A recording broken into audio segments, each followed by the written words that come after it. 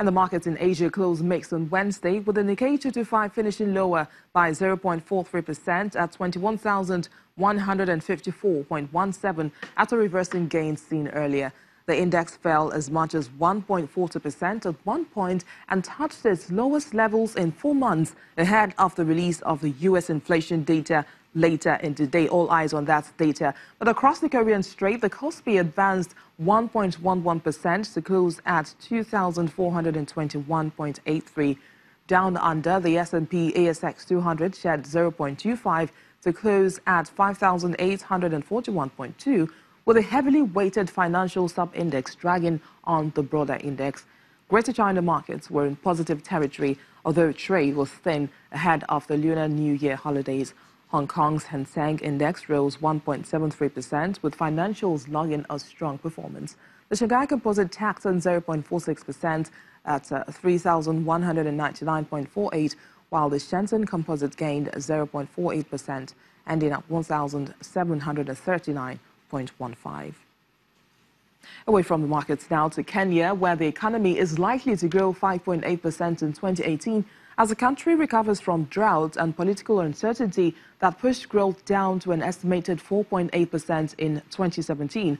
Economic output in the East African nation, which relies on farming and tourism, grew 5.8% in 2016.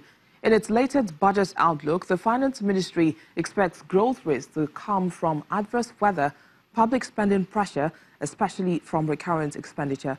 The government plans to cut its budget deficit to 6% of gross domestic product in the next financial year starting July and to 3% by 2022 from 8.9% in the financial year to end of last June. Meanwhile, Kenyan officials are conducting a roadshow for a planned issue of 10-year and 30-year Eurobonds expected to be worth a minimum of $1.5 billion. And in Mali, the government is expected to complete its first sale of Islamic bonds or sukuk this week using a lease-based structure linked to affordable housing projects. The West African nation aims to raise 150 billion CFA franc, and that's about $285 million, via a 7-year deal that carries a profit rate of 6.25%, with subscriptions set to close on Friday. Mali joins a growing number of African countries in selling sukuk, efforts aimed at developing Islamic finance domestically and tapping demand from Gulf investors. The sale is being arranged by the Jeddah-based Islamic Corporation for the Development of the Private Sector, which has advised the governments of Togo, Ivory Coast and Senegal on their own sovereign sukuk. The Zambian government has approved plans to restructure the country's loans from China after the International Monetary Fund said Africa's second biggest copper producer was at a high risk of debt distress. The government will also source financing directly from Chinese lenders rather than through contractors in a bid to cut the cost of borrowing. Zambia's external debt grew to $7.6 billion by the end of August 2017, prompting a warning in October from the IMF.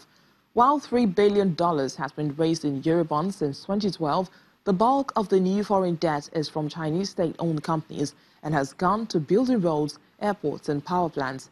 The government has earmarked more than 10% of its 2018 spending to go towards servicing foreign loans. Let's go to Uganda now, where the central bank has cut its benchmark lending rate to 9% from 9.5%, adding loans for small businesses were still highly priced. Inflation in the East African economy slowed to 3% last month, mainly due to a drop in food prices. The central bank governor, Emmanuel Tumusime Mutabile, says the growth of the private sector credit remains below historic levels and the cost of credit remains relatively high for micro and small loans.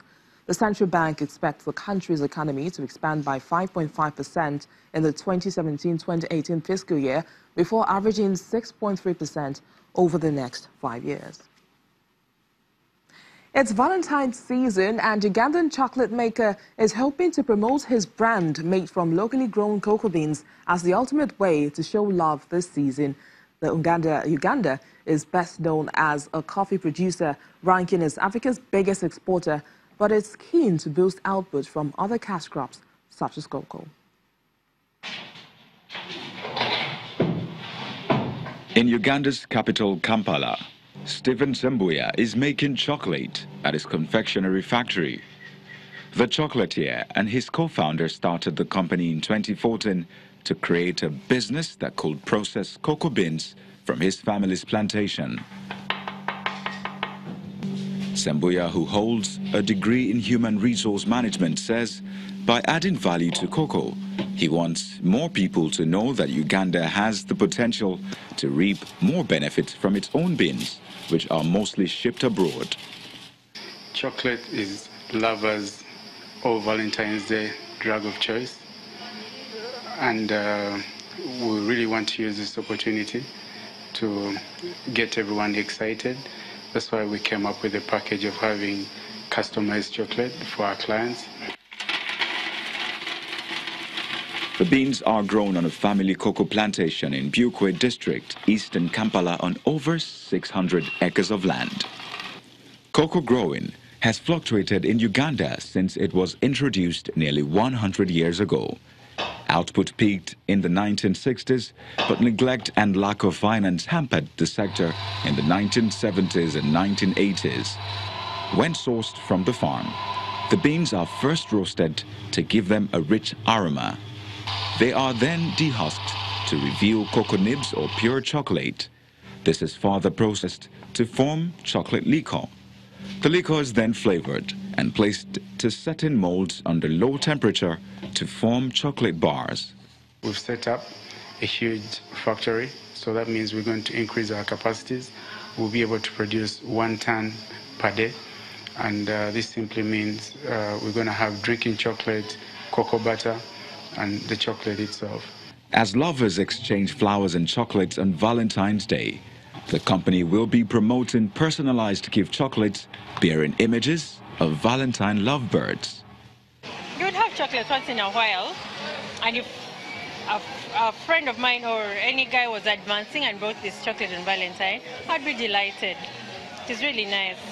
If my partner brought me a chocolate with my face, my initials on it, I would feel very overwhelmingly happy and welcome her I will welcome the chocolate with a warm heart. Uganda is best known as a coffee producer, ranking as Africa's biggest exporter.